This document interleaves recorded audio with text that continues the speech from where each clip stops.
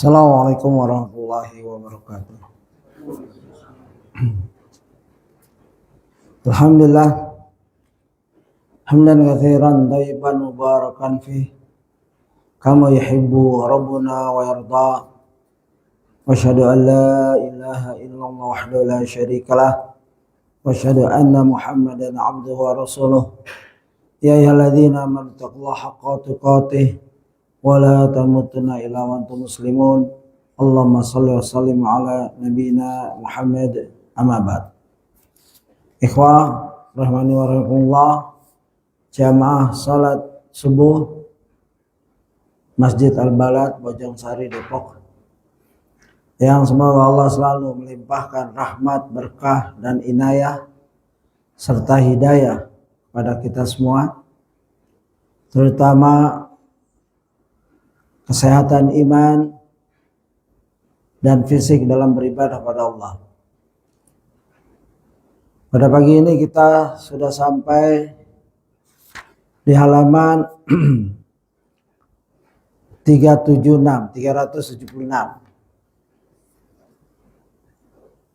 yaitu setelah kita membahas tentang mengapa Nabi SAW sangat mencintai Khadijah. Tema yang akan kita masuk adalah Nabi Muhammad SAW terus mengenang Khadijah. Jadi pembahasan Khadijah radhiyallahu anha sangat panjang, ya.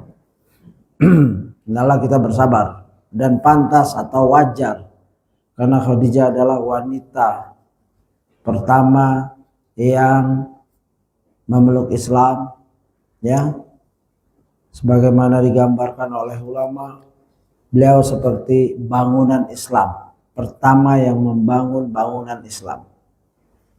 Oleh sebab itu, siapa saja wanita yang masuk Islam, maka pahalanya mengalir ke Khadijah radhiyallahu anha.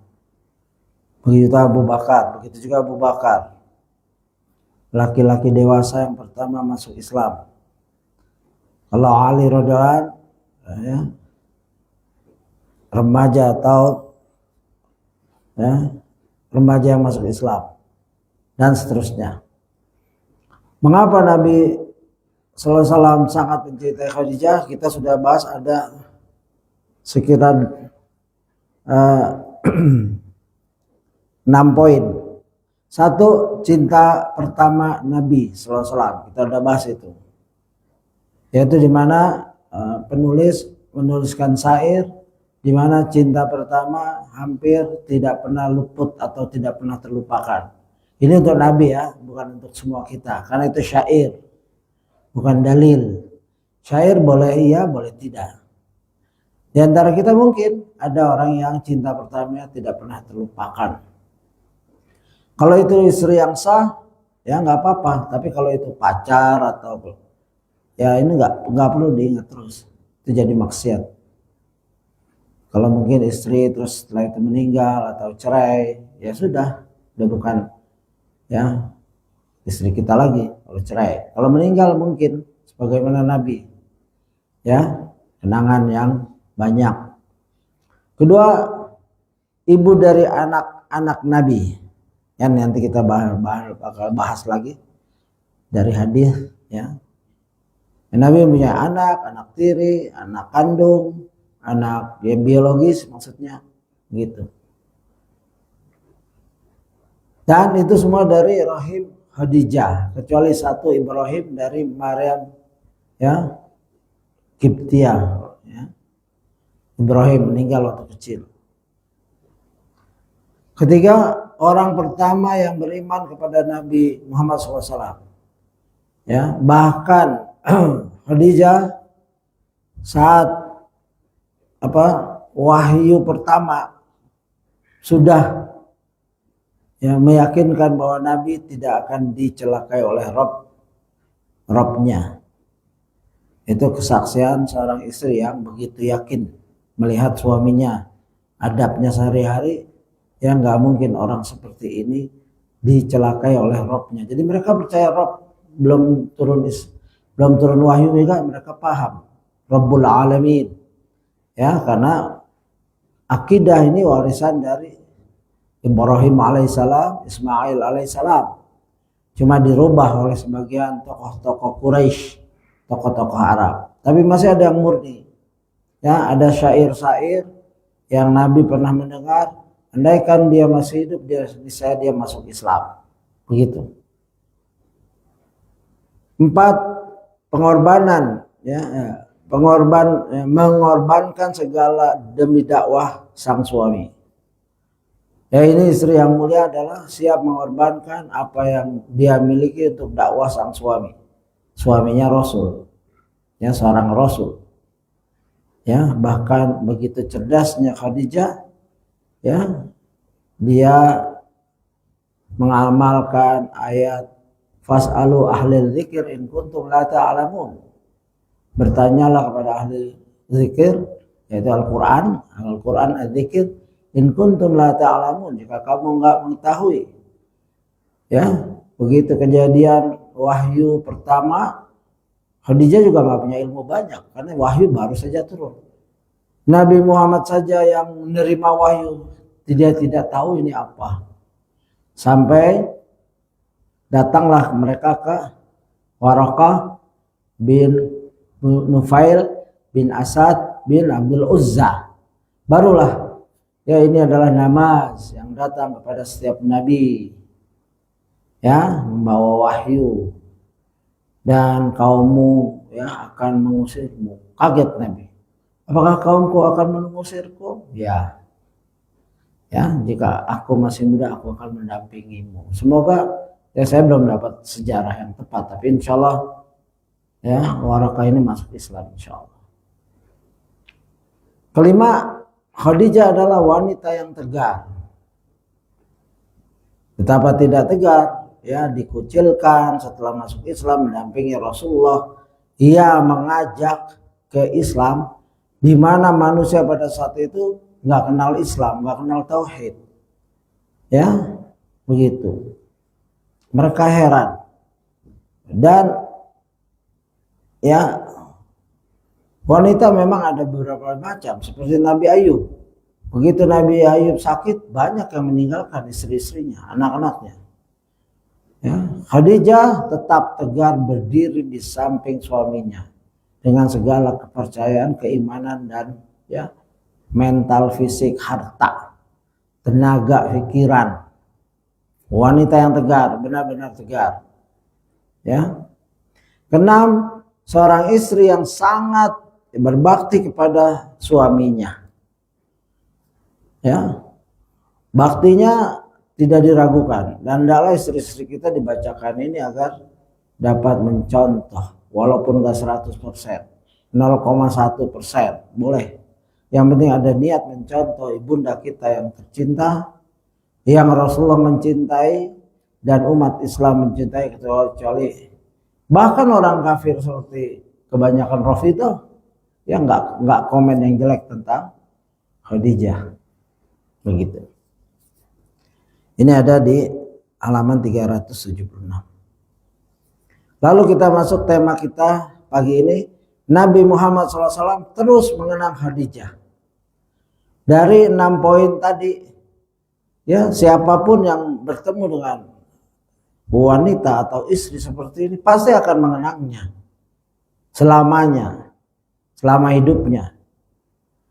3 tahun sebelum Nabi SAW berhijrah ke Madinah, Khadijah radhiyallahu anha pun wafat. Ya, jadi Khadijah sebelum hijrah Nabi wafat. Artinya zaman-zaman Khadijah hidup sampai wafatnya tidak pernah melihat kejayaan Islam. Masa-masa penindasan. Jadi Rasulullah berdakwah 13 tahun di Mekah. Itu 3 tahun pertama dakwanya sirriyah. Dakwanya dari rumah ke rumah, dari mulut ke mulut, seperti Darul Arqam. Ya, makanya disebut Darul Arqam, bukan Darul Arqam yang pernah kita dengar di Malaysia, itu sesat itu. Ketuanya orang Jawa, hijrah, dia bikin ajaran Darul Arqam. Saya jumpa di Australia dan mereka ingin merekrut saya. Ya, mereka biasa dia mirip-mirip tabligh tapi lebih parah lagi. Ya, di antara pemimpinnya dan saya baca buku juga, kalau lagi rapat, lagi bermusyawarah, ada masalah, dia masuk ke kamar, sebentar saya akan bicara dengan Rasulullah. Maka di ruangan itu terdengar dia lagi dialog dengan suara yang beda dari orang ini. Itu bukan Rasulullah, itu jin. Kalau setiap orang bisa kayak gitu, nggak perlu Quran, nggak perlu hadis, ya, karena kita masih jumpa Rasulullah. Berarti dia sahabat. Ya, sungguh ngawurnya orang ini. Alhamdulillah udah ditangkap, disiksa, giginya dikikir, ya, sama tentara Malaysia, pemerintah Malaysia. Ya begitu. Itu keadaan Khadijah 3 tahun sebelum hijrah wafat. Artinya ulama sepakat bahwa beliau Khadijah radhiyallahu anha nggak pernah ngalamin masa kejayaan Nabi, ya, perang, ghanimah, kemenangan dan lain-lain. Itu masih masa, ya, masa-masa yang susah. Khadijah Nabi SAW sangat bersedih atas wafatnya Khadijah, istri yang sangat dicintainya. Karenanya tahun wafatnya Khadijah radhiyallahu anha dikenal sebagai tahun kesedihan, karena kesedihan mendalam yang melanda Nabi Muhammad SAW, ya, saat itu. Ayahnya meninggal, ibunya meninggal, sekarang istri yang dia cintai meninggal. Terus itu kesedihan. Apalagi penopang satu-satunya, ya, Allah menolong Nabi Muhammad SAW melalui istrinya yang begitu berbakti. Ya, 6 poin tadi sudah nggak ada manusia yang sama dengan Khadijah setelah itu. Meskipun Khadijah radhiyallahu anha telah wafat, kecintaan Nabi SAW kepadanya tetap abadi di hati beliau. Nah, ini cinta dunia akhirat abadi. Beliau SAW masih terus menyebut Khadijah radhiyallahu anha, bahkan memberikan hadiah kepada sahabat-sahabat dekat Khadijah radhiyallahu anha. Ya, tanda cinta seorang bukan orangnya saja. Orangnya sudah tidak ada, sahabatnya dimuliakan. Ini tanda seorang itu memang cinta. Kalau kita cinta ayah kita, kita muliakan sahabat ayah kita, terutama keluarganya, dari paman kita, sama dari adik kakak ayah kita itu paman, ya, artinya paman, bibi atau uak, begitu. Apalagi ponakannya juga, ponakan berarti sepupu kita kan. Semua orang yang dia cintai, kita cintai.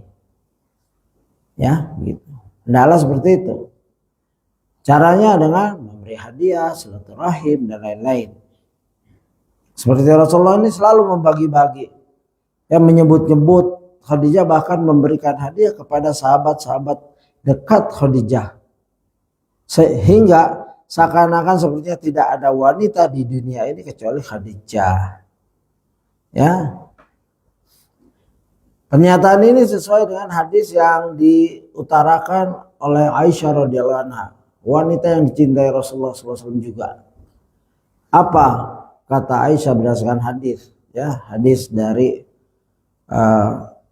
Bukhari 3097. Ya, ini sangat menarik. Dan ini hadis semacam ini pernah kita lewati. Ya, banyak hadis seperti ini. Ada berapa gitu ya.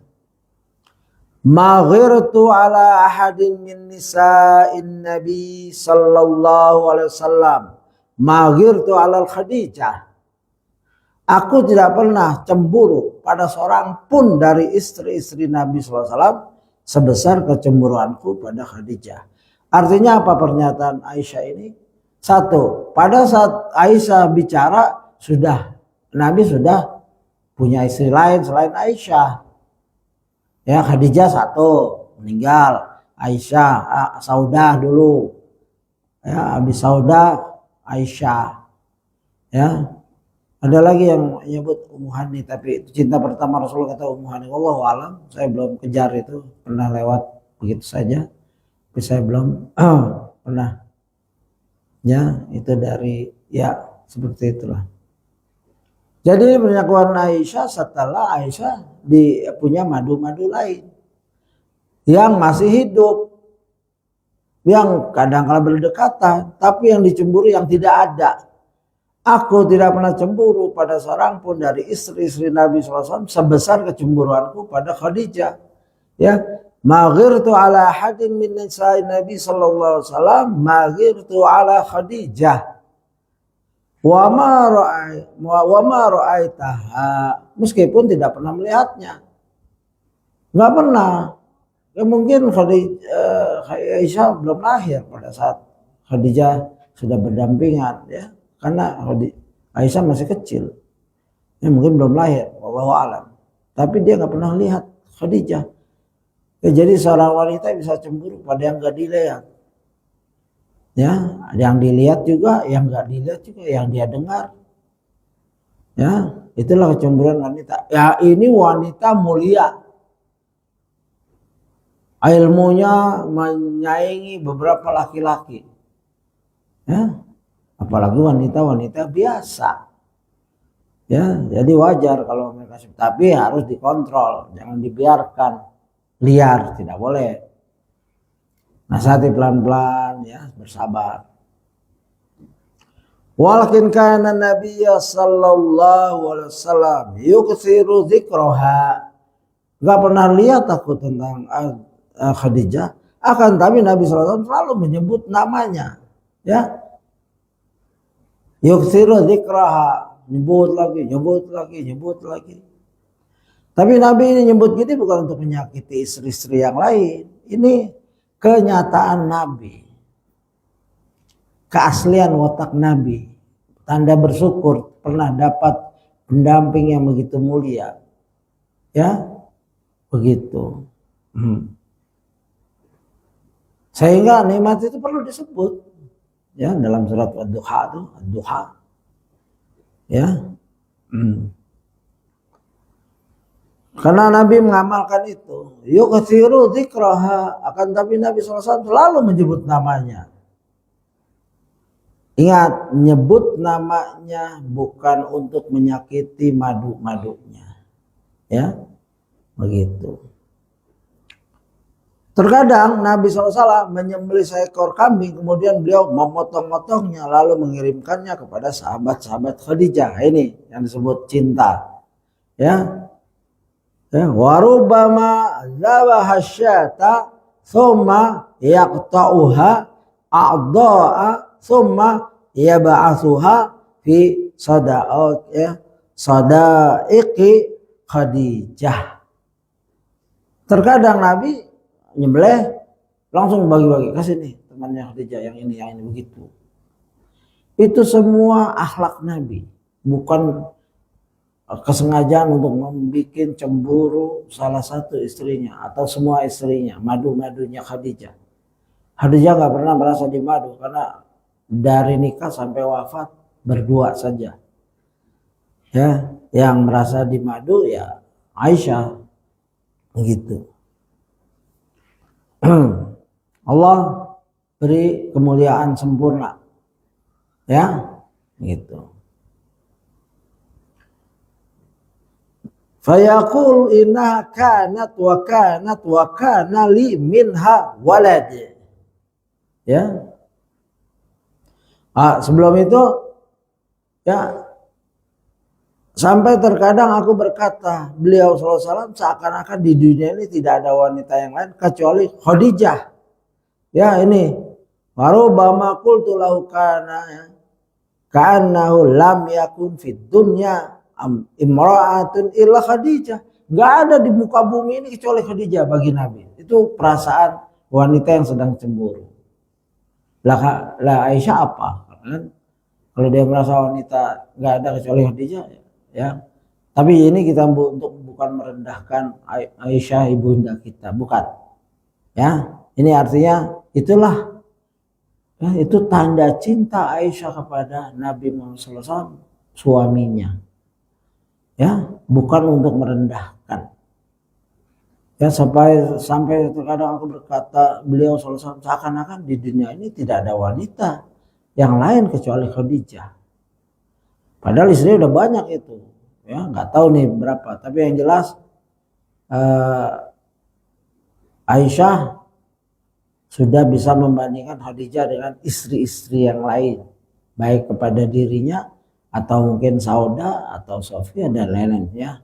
Istri-istri itu kita sudah sebut, sudah 13 atau 11. Fa yaqulu inna kanat wa kana li minha walad. Nabi SAW pun selalu menjawabku dengan memuji-muji Khadijah. Ya, tambah Aisyah marah, tambah dipuji Khadijah. Ya, bukan marah, maksudnya cemburu. Dia itu wanita yang demikian dan aku memiliki anak-anak darinya. Nah, ini poinnya. Ya, yang paling penting adalah memang anak merupakan tanda kecintaan kita. Ya, gitu. Cinta suami istri tandanya cinta, yaitu dengan adanya anak. Tapi Aisyah nggak punya anak, tapi cinta. Ya, bukan mutlak syarat, oh ini nggak cinta buktinya nggak punya anak. Ya nggak, bukan begitu. Ya, anak menambah kecintaan, karena itu jadi dalil Nabi, karena yang bicara ada Aisyah dan Nabi memang dapat anak dari Aisyah, dari Khadijah saja, sedangkan Ibrahim dari Maryam Kiptiah meninggal, wafat waktu kecil. Ya, Allah mewafatkan Khadijah radhiyallahu anha sebelum ada kejayaan Islam yang ia rasakan. Semoga Allah menyempurnakan pahalanya. Sekedar murojaah, ya, anak-anak yang disebut Rasulullah SAW, ya, anak-anak Nabi adalah satu, Qasim. Beliau anak yang namanya dijadikan kunyah oleh Nabi, yaitu Abul Qasim. Nabi itu Abul Qasim karena anak pertamanya Qasim. Kedua Abdullah. Ya, beliau dijuluki dengan At-Tahir dan At-Tayyib. Ibunya juga Khadijah. Ketiga Ibrahim. Beliau anak bungsu Nabi sallallahu alaihi wasallam. Ini ibunya Maria Al-Qibtiyah. Keempat Zainab. Ya, beliau adalah putri sulung Nabi. Ya, di masa jahiliyah beliau menikah dengan Abul As bin Rabi. Nanti kita bahas tentang Abul As bin Rabi karena disebut. Yang punya anak namanya Umamah. Bernama Umamah, cucunya Nabi, Umamah yang sering diajak sholat. Ini juga dalil di mana seorang ayah boleh membawa sholat. Nabi mau sholat cucunya. Kalau ruku membawa sholat anak atau cucu. Kalau lagi berdiri digendong kalau yang masih kecil.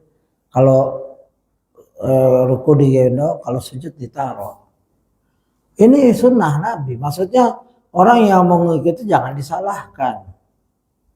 Bahkan di antara dalil-dalil Nabi meringankan sholat gara-gara seorang ibu bawa anak-anaknya nangis. Bukan dimarahin ibunya, kenapa bawa anak, bukan. Nabi sholatnya yang diringankan, begitu. Bukan ibu yang bawa anak itu dimarahin. Ya, BKM ngamuk, jangan bawa lagi, jangan kesini lagi, nggak boleh. Ini sunnah. Lebih hebat siapa, DKM apa Nabi? Nabi orang yang lembut. Pernah ada Nabi gendong anak, terus anak itu kencing, buang air. Langsung ibunya itu ngambil buru-buru, jangan, biarkan. Gitu. Kelembutan Nabi itu asli, bukan dibuat-buat, bukan pencitraan. Ya, asli begitu, Mam. Ya, sholat diringankan karena dengar suara anak nangis. Dikencingin, kalau kita kan suka ngamuk. Waduh, baru ganti baju akhirnya ngomel ke istrinya. Ini anak-anak kecil. Ya, ibunya juga nggak salah. Bapaknya mau gendong, mau jalan kerja, dikencingin, akhirnya ganti lagi. Ya nggak apa-apa, itu proses. Di situ kita dites kesabaran. Rasulullah gitu, kaget, sini, biarkan. Ya, karena anak yang kencing kita kaget, dia berhenti, itu jadi penyakit. Sebagaimana orang Baduy, datang ke masjid, Rasulullah lagi majelis kayak gini, kata orang Badui kencing, dikejar sama sahabat, ya, da'u, biarkan dia selesaikan hajatnya, kan namanya buang hajat, kalau tertahan penyakit, ya, namanya juga hajat, biarkan, selesaikan. Saat ada hikmah dari Syekh, ya, para pengacara hadis, satu hikmahnya itu bisa bikin dia sakit. Badui ini nggak tahu. Dua, itu akan menyebar kemana-mana kalau dia lari sambil kencing. Areanya kayak imam kok, mimbar. Diamkan, biarin dia situ satu posisi. Setelah itu disiram, ambil air, siram. Itu Badui bahagia sekali dengan Nabi. Karena sahabat sudah geram. Nah begitu sifat Nabi itu asli akhlak kebaikannya, nggak mikir, nggak lama mikir, nggak. Akhlak itu spontan, bawaan hati, ya, hatinya sejalan dengan perbuatannya. Makanya orang munafik nggak sesuai hatinya, ya, dengan perbuatannya. Dia nolong orang, padahal hatinya udah kesel sama orang itu. Dia nyumbang, padahal ria, ini munafik, ya. Na'udzubillah, kita berlindung pada Allah dari hati yang sakit, ya. Kalau Nabi semua lihat, ya, Zainab, Ibrahim tadi meninggal waktu kecil, ya. Terus Zainab yang punya anaknya Umamah, terus Ruqayyah radhiyallahu anha, beliau menikah dengan Utsman bin Affan radhiyallahu anhu. Ya, Ruqayyah ini ada cerita sendiri. Ya, dia pernah nikah dengan salah satu anaknya Abu Jahal. Kan sebelum Islam mereka nikah. Mereka biasa nikah paman anak Abu Jahal, nikah dengan begitu. Ya. Seperti Zainab. Setelah masuk Islam baru nih nanti ada khusus sendiri. Zainab dipisahkan dari suaminya, itu ceritanya sedih sekali. Ummu Kulsum radhiyallahu anha, beliau juga menikah dengan Utsman bin Affan. Ya, makanya Utsman dipanggil Zu Nurain, ya, dua cahaya. Karena dia nikah dengan dua kali anak Rasulullah. Maksudnya setelah meninggal, ya, enggak menggabungkan, bukan. Terakhir Fatimah ini. Oleh sebab itu Rasulullah menjawab, ya, wa kana li minha waladun, ya. Begitu kepada, ya, bahwa ia merupakan ibu dari anak-anak beliau. Khadijah itu ibu dari anak-anak beliau yang hidup sampai besar. Begitu. Allah mewafatkan Khadijah radhiyallahu anha sebelum ada kejayaan Islam yang ia rasakan. Semoga Allah menyempurnakan pahalanya di akhirat. Amin. Semua banyak pahlawan yang dia nggak menikmati hasil perjuangannya. Kalau pahlawan terlalu ngitung-ngitung, nanti kalau saya kebunuh, terus merdeka saya nggak dapat apa-apa dong. Ini bukan pahlawan. Siapa saja founder, pemula, memang harus bersusah payah. Ya, kalau dia pembisnis, dia menanggung rugi. Nanti kalau untung dia bisa mempekerjakan banyak orang. Kalau rugi dia sendirian kadang-kadang. Pegawainya nyari pekerjaan lain. Itu namanya founder. Atau orang melihat kejayaan dia, enak itu. Padahal dari awalnya dia ada rugi dan untung kalau dia pembisnis, ya. Ya begitu. Nah, Khadijah berjuang. Habis itu kalau sering nonton film koboi dulu kan waktu kecil. Jagoannya kalah, terus di ujungnya menang, ya. Namanya itu happy ending story, ya, happy ending. Terakhirnya bahagia. Kalau Khadijah berjuang terus meninggal, tetap happy ending karena ada alam akhirat. Kalau dinilai cara dia kesian banget Khadijah, berjuang mendampingi Rasulullah di saat-saat Rasulullah ingin mendapat kemenangan, meninggal, kan begitu. Itu perhitungan manusia. Begitu. Ya, kita udah dengar hadis sebelumnya bahwa Khadijah, ya, diberi surga akan Allah Rabbul Alamin dan Jibril memberi salam. Ya, ada hadis datang Jibril ke Nabi Muhammad SAW, Khadijah datang membawa wadah berupa makanan dan minuman. Kalau dia datang ke kamu, ini Jibril ngomong sama Rasulullah, salam dari Allah dan saya dan aku. Coba Allah, pemilik langit dan bumi, mencipta seluruh makhluk, memberi salam kepada satu makhluk ini, yaitu Khadijah. Tidak ada di muka bumi seperti ini, ya, wanita, ya. Dan Khadijah nggak menjawab waalaikumsalam, nggak, ya, ada dibahas oleh ulama. Khadijah saking fakihnya, dia nggak menjawab salam dari Allah, waalaikumsalam, nggak perlu. Allah nggak perlu doa. Allah itu keselamatan itu sendiri, bukan golil adab, bukan nggak paham. Justru tidak menjawab salam Allah. Masa Allah didoakan? Allah itu keselamatan, makanya nggak boleh salamullah, kasih salam pada Allah, bukan, nggak boleh kita. Ada bab khusus dalam hadis, ya, bahwa Allah itu sumber keselamatan, bukan didoakan Allah. Nah, Khadijah diam aja, nggak ada di sini. Hadis itu menjelaskan bahwa Khadijah membalas salam dari Allah dan Jibril. Kalau Jibril nggak tahu, ya, tapi Allah dibahas itu masalah Allah.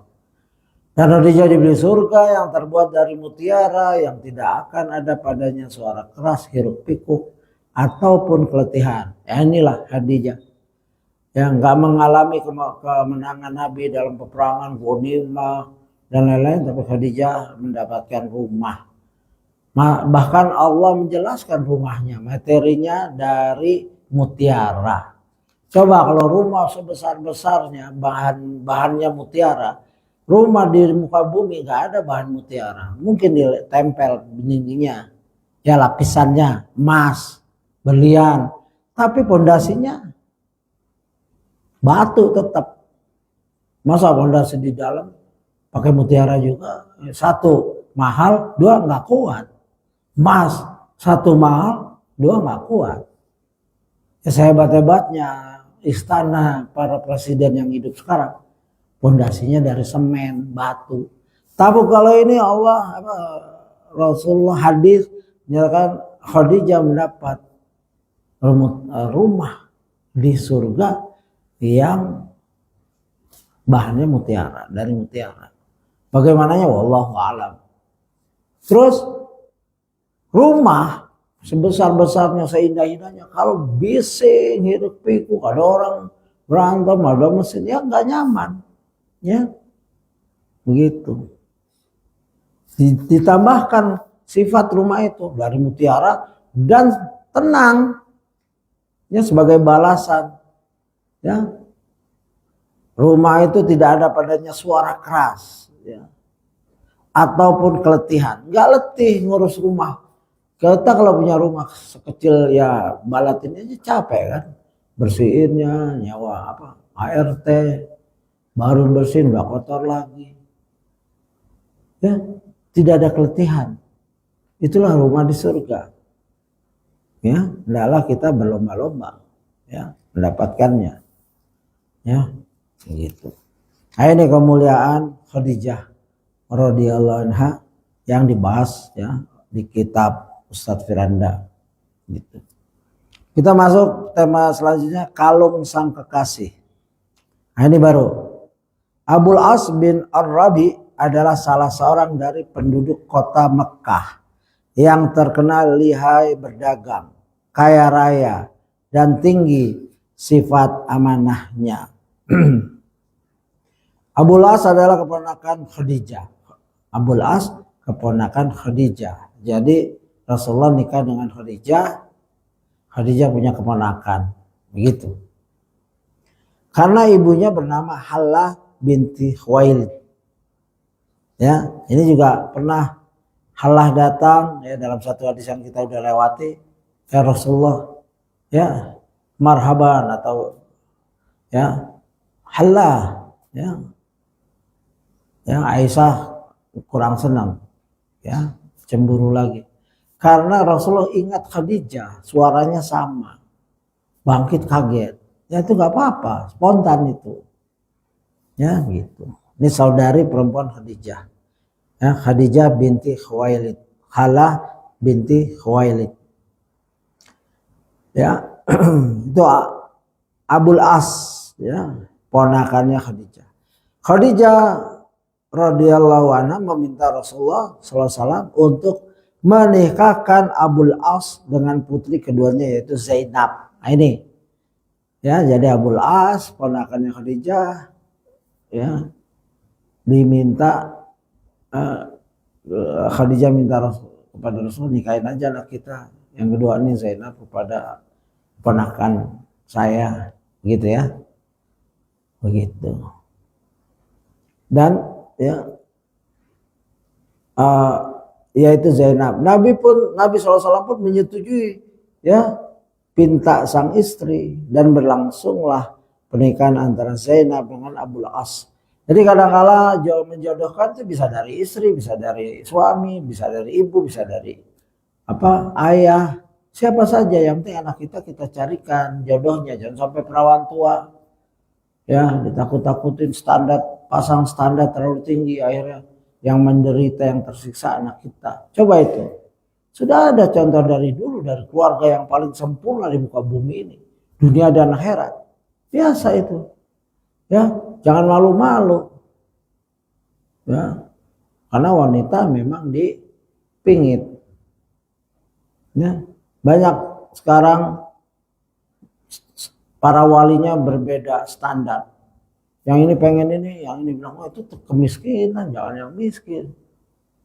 Sudah ganteng miskin, nanti ada yang, ya, kaya nggak punya duit, akhirnya begitu terus tuh anak sampai tua nunggu suami, akhirnya hidup dalam penderitaan. Kecuali memang nggak pengen nikah, ada wanita yang nggak pengen nikah, tapi tidak boleh membenci pernikahan. Ya, saya pernah baca seorang syekhah pentahqiq kitab Az-Zahabi, mungkin kitab Sir al-Islam itu, Tarikhul Islam, berjilid-jilid, 40 jilid. Dalam autobiografinya, aku tidak ingin nikah karena sibuk dengan ilmu, dan mudah-mudahan aku bisa nikah dengan Zahabi atau Ibu Asyakir kalau nggak salah, ya, salah satu ulama besar. Ya, ada wanita seperti itu. Dia sibuk dengan ilmu. Ibnu Taimiyah sibuk dengan ilmu, nggak nikah. Imam Nawawi sibuk dengan ilmu, nggak nikah. Dalam autobiografinya, ya wahai Imam, kenapa engkau nggak nikah? Aku tidak ingat. Kalau aku ingat, aku nikah. Saking sibuknya ngajar, berjuang, gitu. Dan orang-orang sekarang harus konsekuen, jangan saya mau ikut Imam Nawawi nggak nikah, tapi berzina sana sini, ya nggak boleh seperti itu. Ibnu Taimiyah nggak nikah tapi produk perjuangannya jihad, ilmunya, fatwanya 34 jilid, ya. Jangan niru nggak nikahnya, niru ilmunya juga. Ya, saya pernah punya teman begitu, saya nggak akan mau nikah. Oh boleh kalau bisa jaga diri, ya, atau menghasilkan yang positif untuk dirinya atau umat. Jangan nggak nikahnya, jangan ditiru. Ibnu Taimiyah nggak nikah, Ibnu Nawawi nggak nikah, saya nggak mau nikah, ya boleh, ya.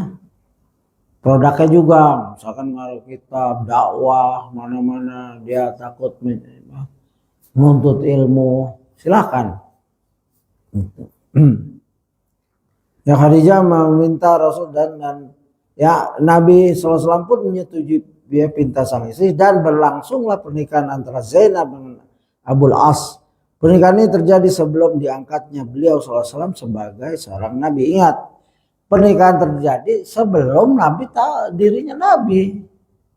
Ya, antara budaya, ya, Abul As jahiliyah, ya, anaknya juga dianggap jahiliyah kan, masuk, walaupun nggak diceritakan apakah Zainab nyembah Hubal juga, ya, tidak diceritakan itu, tapi ya makanya boleh nikah.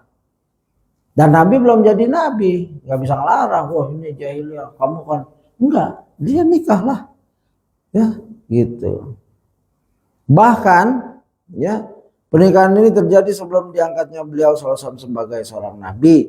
Nabi SAW sangat mencintai menantunya tersebut, bahkan menganggapnya seperti anak sendiri. Itu.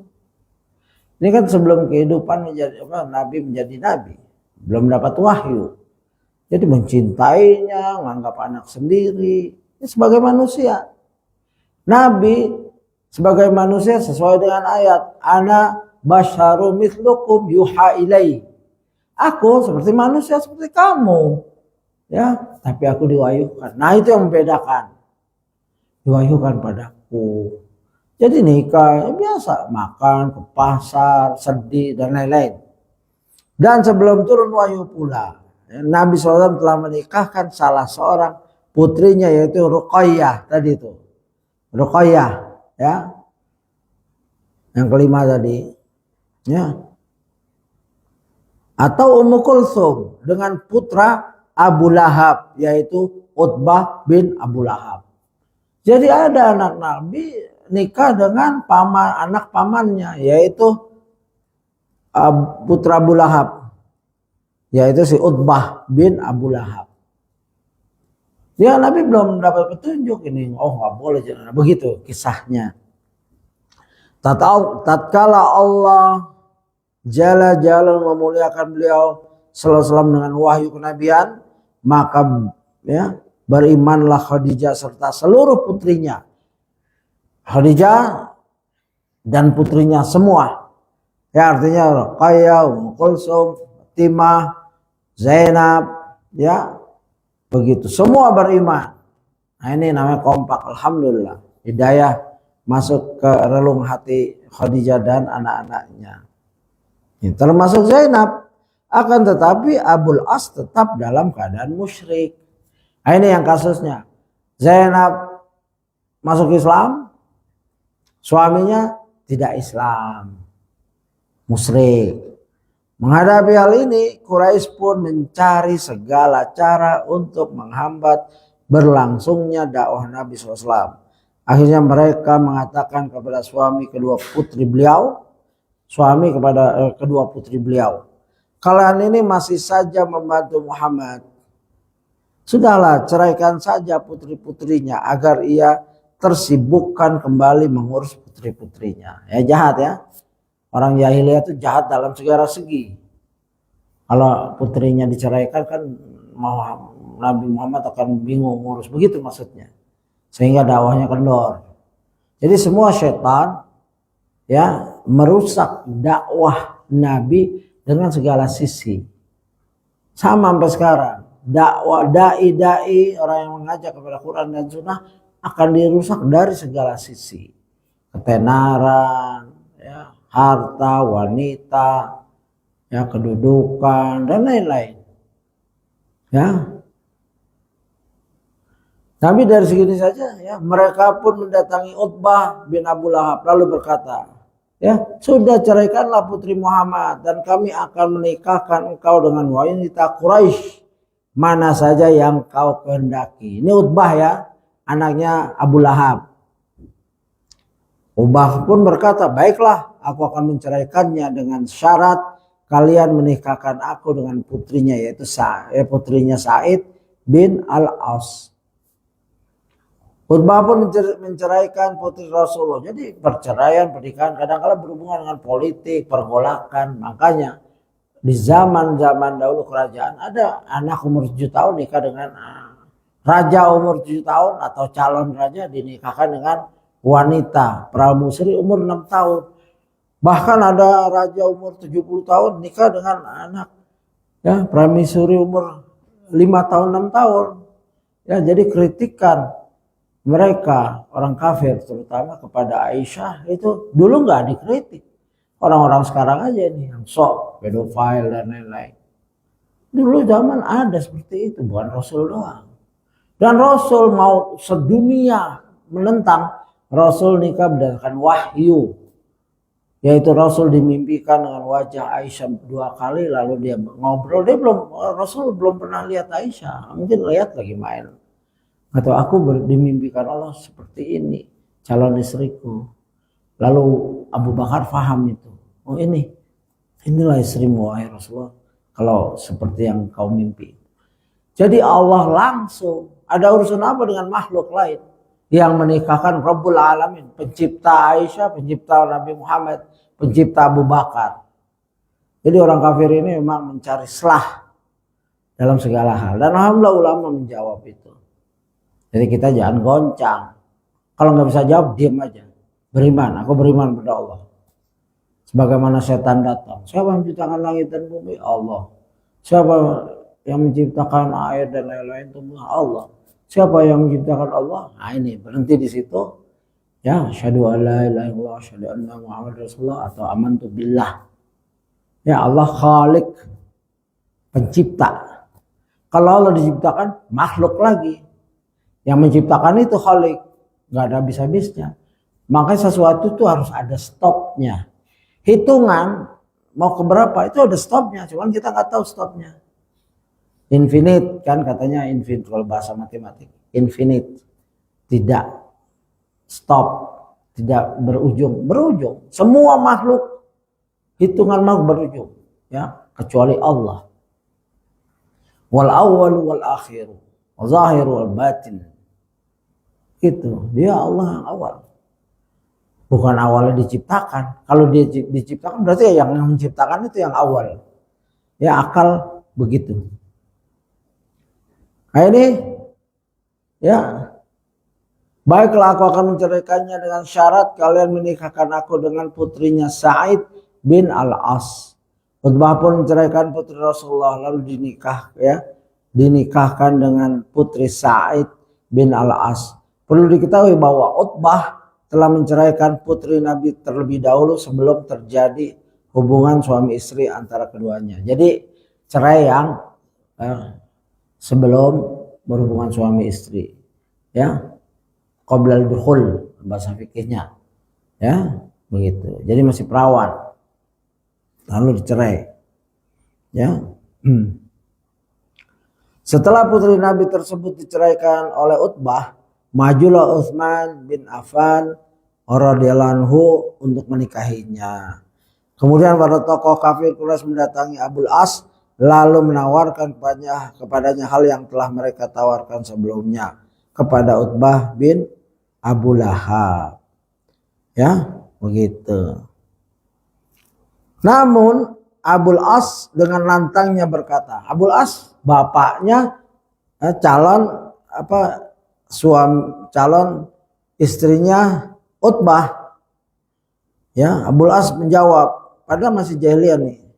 Demi Allah aku tidak akan menceraikan istriku. Ini, ya, demi Allah aku tidak akan menceraikan istriku. Aku tidak rela istriku digantikan dengan wanita Quraisy manapun.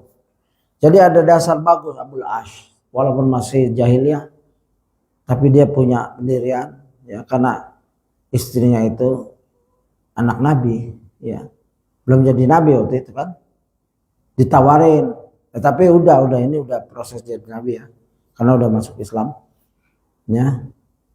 Demi Allah aku tidak akan menceraikan istriku, aku tidak rela istriku digantikan dengan wanita Quraisy manapun. Ya, lihat Sirah Ibnu Hisham, Al-Bidayah wa Nihayah dan lain-lain. Akhirnya Zainab tetap tinggal bersama Abul As. Jadi Zainab udah Islam. Ya, Abul As belum, tapi tinggal. Ya, pada masa itu memang Islam telah memisahkan antara Zainab dengan Abul As bin Ar-Rabi. Hanya saja Rasulullah SAW tidak memiliki kuasa untuk memisahkan mereka berdua. Jadi hukum fikihnya, kalau suami masuk Islam, ada nih di Australia ada, suami istrinya masuk Islam duluan, ya kita harus pisahkan. Cerai, kamu nggak boleh hidup di dalam satu rumah. Ya, kalau kamu dakwahin boleh, tapi nggak boleh ada hubungan apa-apa. Dia sudah bukan suami kamu.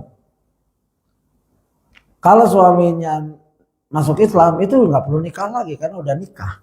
Nikah pada saat mereka Kristen, Yahudi, kafir itu diakui. Jadi nggak harus nikah lagi, itu yang kita pahami, ya. Nanti kita detail dalam itu insya Allah. Ya cukup. Tapi di tempat lain ada waktu seorang suami kafir terus dipisah, akhirnya dia mau ngejar istrinya yang Islam, lalu ditawarkan nikah lagi dengan mahar keislamanmu, ya. Jadi yang ada hadis yang kuat juga bahwa kalau kan udah cerai, maka gabung, kalau masuk Islam gabung, ya. Yang tidak perlu nikah lagi jika suami masuk Islam, istri masuk Islam bareng, ya udah nggak perlu nikah lagi.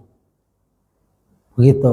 Tapi kalau yang kayak gini, dia ingin rujuk, saya ingin rujuk, syaratnya kamu Islam. Ya, saya Islam. Baik, nikah lagi, bisa maharnya, diantaranya hadis menyatakan maharnya keislamanmu, gitu. Allah nanti pertemuan yang selanjutnya kita perdalam itu. Ya. Jadi Nabi juga ada ketidakmampuan. Jadi zaman-zaman Nabi lemah. Ya, artinya nggak ada kekuasaan untuk memisahkan. Begitu. Hanya saja Rasulullah SAW tidak memiliki kuasa untuk memisahkan mereka berdua.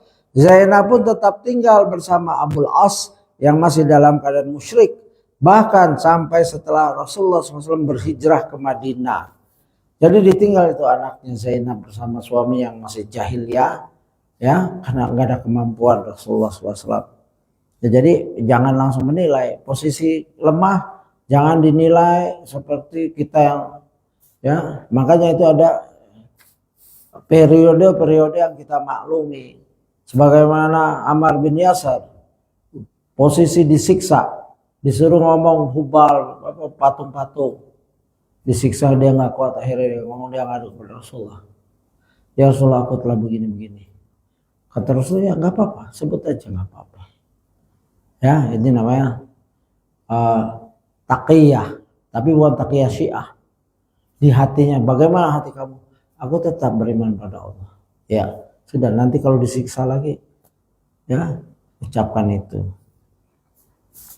Ada yang kuat, ada misalkan ulama, ada seperti Imam Ahmad disiksa sedemikian rupa untuk menyatakan Al-Quran itu makhluk. Semua ulama sudah hampir, ya Al-Quran itu makhluk, karena siksanya berat kalau nggak mengucapkan Al-Quran itu makhluk. Ya, hati ini dalil. Kasih saya dalil bahwa Al-Quran itu makhluk, saya akan ucapkan. Nah, siksa lagi sampai, ya, punggungnya itu terbelah-belah sampai kelihatan tulang-tulang, sampai kurus. Atin, datangkan dalil, saya akan ucapkan Al-Quran itu makhluk. Tapi selagi dari pikiran kamu ini itu, ya gitu, itu keutamaan dan itu kemuliaan. Bahkan ulama menyatakan kalau Imam Ahmad mengucapkan Al-Quran itu makhluk, habis akidah ini. Kita juga mungkin.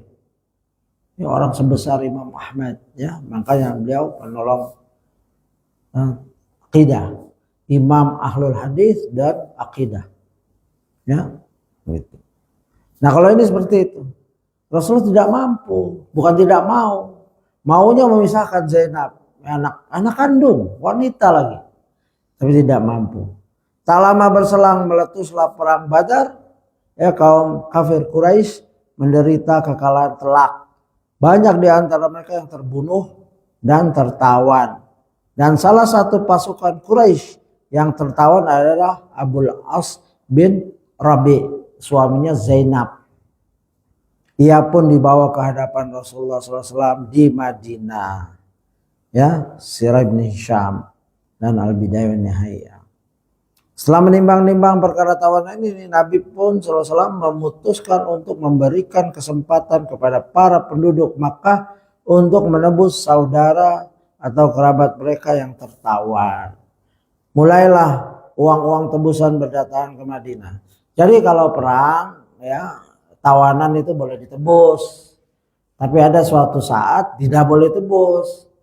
Ya, itu sampai Allah turunkan wahyu, ya. Umar marah, kenapa harus ditebus? Penggalin semua, dibunuh semua. Rasulullah dan Abu Bakar enggak. Akhirnya yang ditegur Rasulullah dan Abu Bakar nangis. Ya, Rasulullah dan Abu Bakar nangis karena yang Allah benarkan pendapat Umar. Jadi ada satu sisi di mana harus ditebus, boleh ditebus. satu sisi memang harus dibunuh semua, tergantung keadaan ya begitu. Kalau dulu wahyu masih turun, kalau sekarang ya terserah amirnya. Amir melihat masalahnya, kalau ditawan minta tebusan untuk kekuatan makan dan lain logistik ya silakan gitu.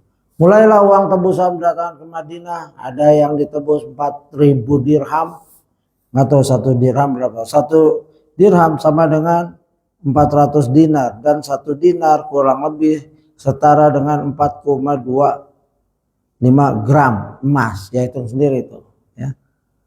Berapa tuh jadinya? yang accounting cepet nih itu. 400 dirham.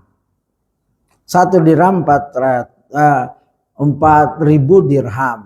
Satu dirham sama dengan 400 dinar. Satu dinar kurang lebih setara dengan 4,25. Ya, silakan tuh hitung kalau mau tahu ya. Berapa? Banyak ya, ya kan? Miliaran ya? Apa triliun? Miliar ya? Ya. Ya begitulah. Mahal tawanan itu tergantung posisinya. Ini mungkin posisi ketua Quraisy nih misalkan.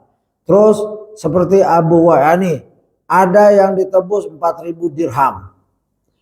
Seperti Abu Wada'ah, ada pula yang ditebus dengan 100 uqiyah. Ya, uqiyah itu perak ya. Satu uqiyah sekitar 30 gram emas. Satu uqiyah 30 gram emas. Ya kalau tadi banyak itu. Yang kedua ini uqiyah saja.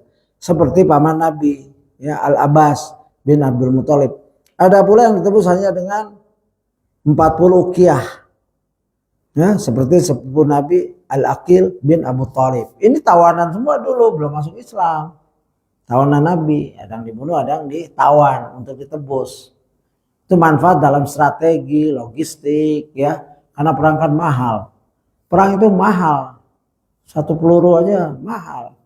Senjatanya lagi. Ya, ada yang nggak laku apa-apa. Nggak ditebus. Yang mungkin orang-orang yang rendahan di sosial. Nggak ada yang kenal ya. Nggak ada yang menebus. Nggak punya keluarga lagi di Mekahnya. Ya, mungkin nggak itu biasa itu jadi budak dia. Jadi ghanimah. Begitu.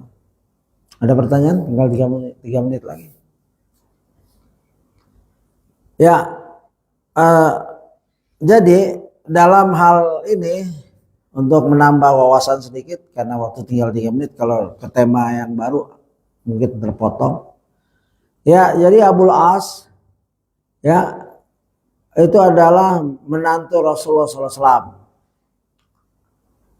Ya, nasabnya pemuda ini nasabnya mulia. Dia adalah Abul As bin Rabi bin Abdul Uzza bin Abdul Asyam bin Abdul Manab, ya Abdul Manab bin Qusay al-Quraisy al-Abasyami. Ia adalah suami dari putri sulung Rasulullah SAW, yaitu Zainab radhiyallahu anha. Ya, begitu. Ibunya adalah Halah bin Khuwailid, saudari perempuan Khadijah. Begitu ya. Dan dia terkenal orang yang amanah. Abul As pembisnis, amanah. Rasulullah SAW pernah memujinya. Dia berbicara padaku dan ucapannya jujur. Dia berjanji padaku dan ia tepati janjinya. Ada karakter-karakter walaupun belum Islam sudah punya ciri khas ya. Padahal belum Islam lagi dia. Amanah, berbicara jujur, sedikit ya, ucapannya jujur, dia berjanji tepat janjinya. Ya, itu menepati janji itu.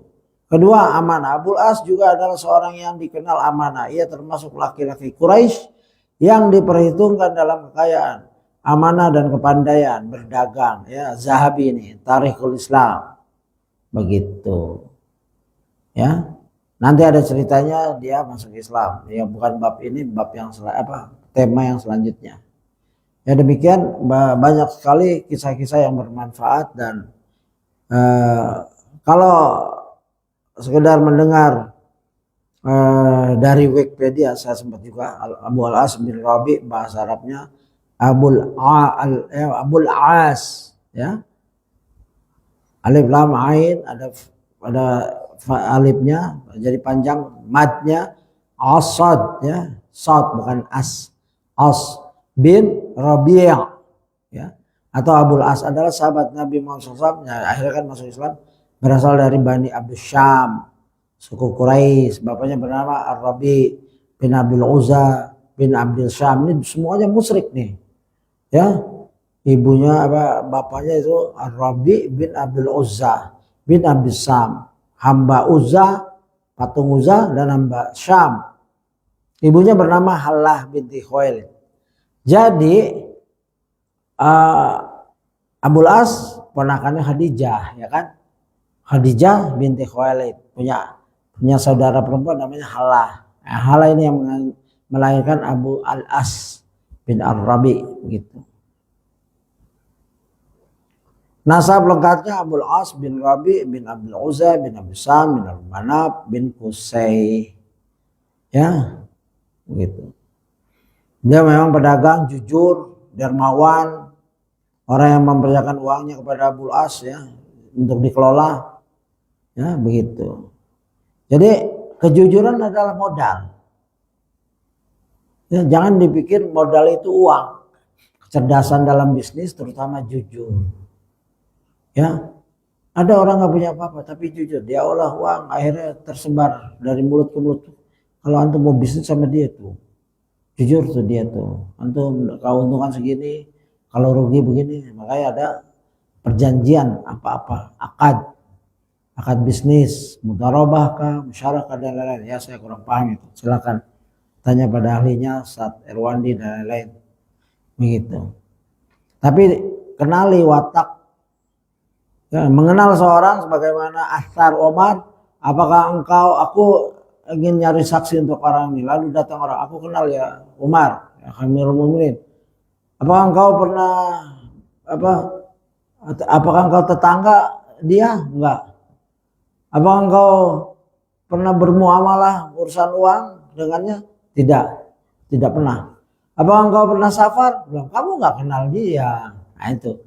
Dari situ keluarlah hukum yang disebut kita kenal seorang, pernah bertetangga jelas, terus pernah bermuamalah dan pernah safar. Kalau tiga-tiganya sudah poin. Ya saya safar pernah tapi belum pernah bermuamalah. Ya itu dapat poin juga, poin 1 itu. Saya pernah safar dan bermuamalah tapi saya bukan tetangga, 2 itu. Ya begitu. Nah, Abul As ini orang yang amanah. Gitu. Nanti akan dijelaskan di tema selanjutnya. Ya kita sudah 1 jam. Semoga apa yang saya bawakan ini bermanfaat untuk kita dalam mengaplikasikan sirah Nabi yang kelihatannya jauh 1400. Kalau dibaca itu dia dekat lagi. Ya, dekat lagi seakan-akan masih tokoh-tokoh ini tokoh-tokoh hidup terus. Nabi Muhammad SAW hidup terus. Ya, jasadnya wafat tapi ajarannya hidup terus. Kecuali bagi orang yang nggak belajar, dia mati. Orang yang tidak belajar ilmu, dia sudah mati sebelum mati. Begitu. Tapi orang yang belajar ilmu, dia menghidupkan orang yang mati dan dia sendiri hidup. Bagaimana menghidupkan yang mati? Sebagaimana ahli hadis. Ya. Ahli hadis Mujahid Dermawan. Ya, Abdullah ibnu Mubarak ditanya, wahai Syekh, kenapa kamu nggak pernah ngobrol-ngobrol ba'da Isya dengan kami ya teman-teman dekat gitu? Bagaimana aku sempat ingin ngobrol dengan kamu? Di hadapanku Al-Quran, wahyu Allah, ya, dan di hadapanku Nabi, yaitu hadis-hadis, dan di hadapanku para sahabat, sanad-sanad. Dan di hadapanku ada ya, tabi'in dan lain. Bagaimana aku keluar kamu ngobrol ngopi-ngopi? Itu ulama. Ya. Menilai buku itu seperti hidup. Begitu ya. Jadi makanya kita baca ini dalam rangka menghidupkan iman kita, menambah ilmu walaupun sedikit-sedikit, tapi ilmu yang berkah dari Quran dan Sunnah. Penulisnya kita kenal, referensinya kita bisa rujuk, masih hidup. Kalau kita ada subhat ragu kita bisa tanyakan. Dan ini bukan terjemahan, ini hasil dari baca. Kalau terjemahan kan misalkan Syirah Nabawi, Raqiqul Maktum, ya, The Seal Nectar bahasa Inggrisnya.